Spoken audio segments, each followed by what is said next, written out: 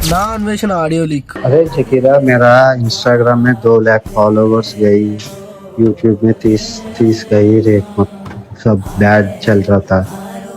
अरे मैं दिखाने में रिकवरी के लिए बहुत वीडियो बना रहा हूँ। हर घंटा में एक वीडियो बनाने कोई तो होता है, नहीं तो पूरा मर जाऊंगा। पूरा కెరీర్ కి వార్ లగ్ జాయేగా రే।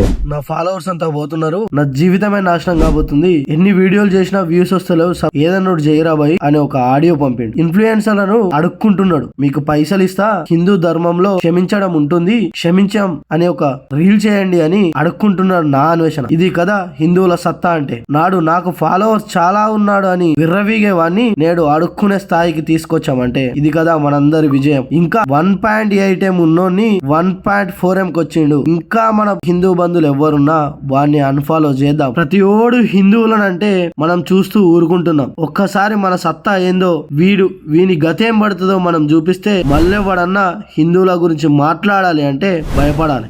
వానికి ఎగ్జాంపుల్ కావాలి. జై శ్రీరామ్ అందరికి.